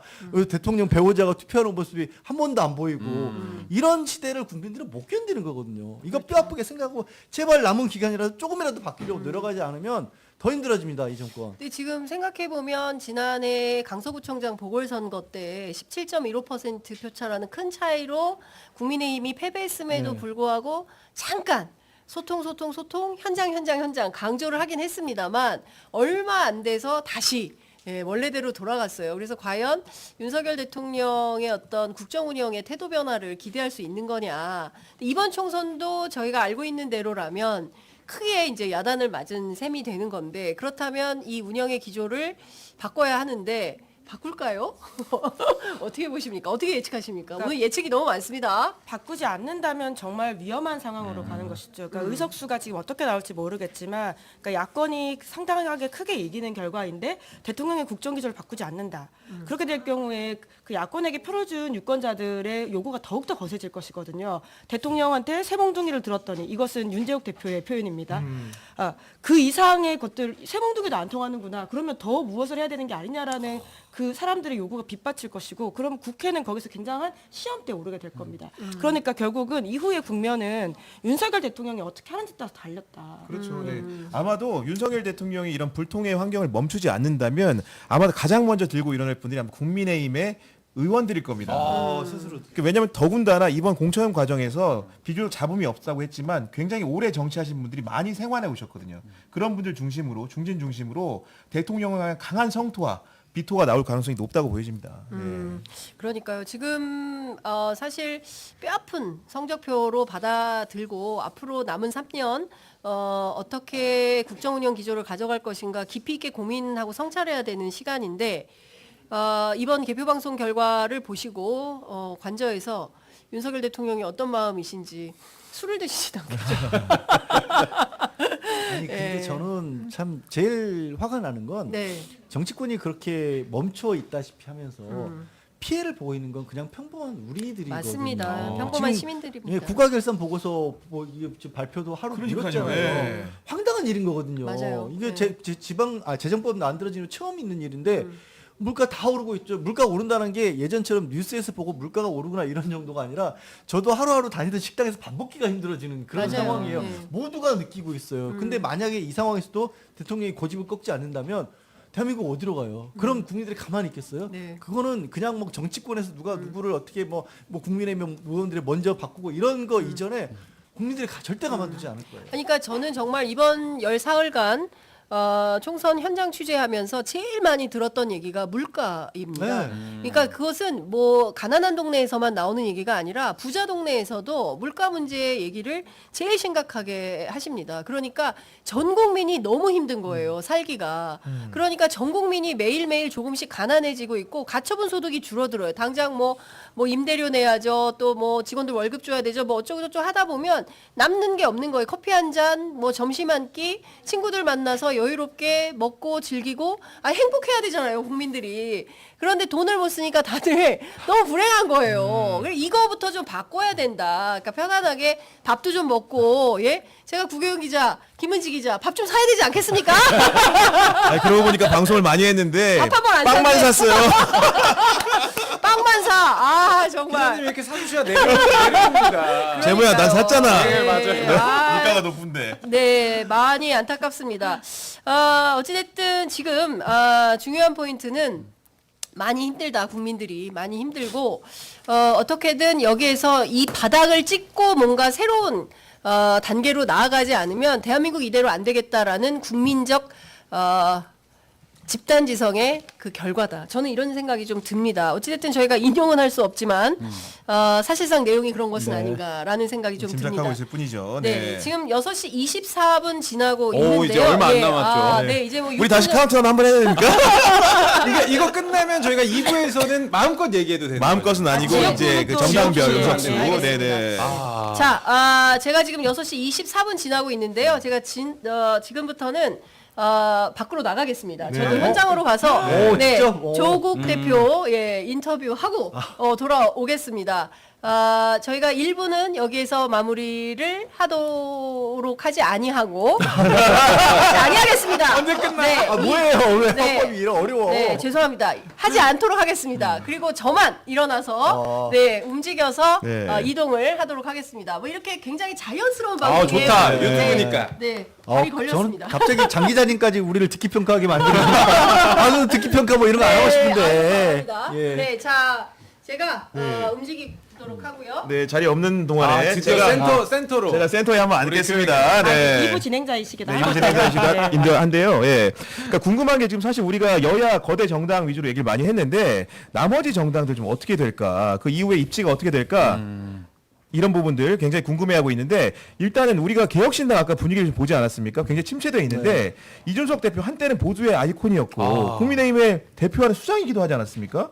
그러니까 만약에 선거 결과가 좋지 않다면 좀 어떻게 될까? 좀 궁금한데요. 네. 사실 흔들린다라는 모습을 보여준 순간에 그 이준석 대표에 대한 고정적인 지지층이 다 거의 많이 떨어져 나갔었잖아요. 그때 뭐 커뮤니티는 난리가 났습니다. 그리고 그렇게 한번 떨어져 나간 게 이 이준석 대표가 참 쌓기는 뭐든지 어렵지만 잃어버린 건 순간이었고 그 흔들리는 모습이 본인이 비판했던 구 정치인들의 모습과 굉장히 구태를 닮아버렸던 따라갔다. 네. 거예요. 그래서 다시 돌이키기도 어려워 보여요. 저는 그래서 천하람 변호사에게 미안하지만 앞으로도 좀 힘들지 않겠느냐, 솔직히. 네. 그리고 선명성이라고 하는 부분들이 아까도 뭐 거듭 말씀드리지만 조국 혁신당 나오면서 더 두드러졌고 이렇게 한쪽으로 많이 어느 쪽이 앞서간다라는 쪽으로 결과가 나와버리면 국민들도 이제는 이 또 더 양당에 바라드는 그리고 목소리를 관철시키기 위한 요구는 더 효용성 때문에 더해질 거거든요. 그래서 당분간은 더 힘들지 않을까 싶어요. 제가 볼 때도 대가는 좀 혹독할 것으로 봐요. 대가가. 네. 왜 그러냐면 이제 삼지대의 어떤 그 상징성을 이준석 대표가 가져갈 수 있었거든요.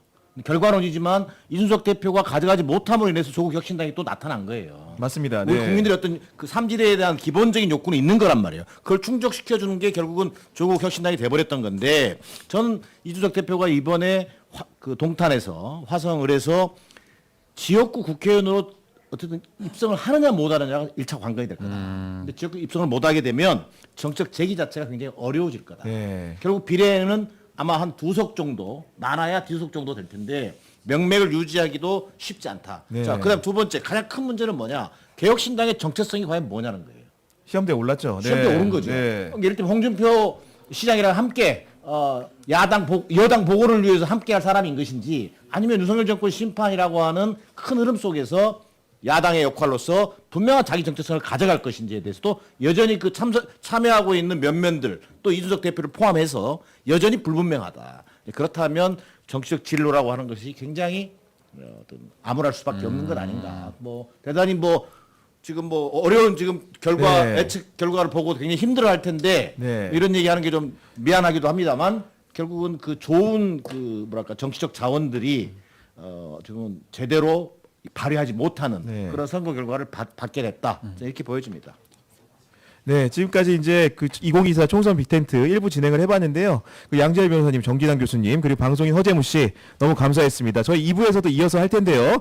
2부에서는 여러분들이 굉장히 기다리고 계시는 유력 인사가 단독 인터뷰를 저희 이제 3사 빅텐트와 하게 됩니다. 바로 조국 혁신당 대표입니다. 네, 전하는 말씀 듣고 그러면 이어서 조국 혁신당 대표 만나 뵙도록 하겠습니다.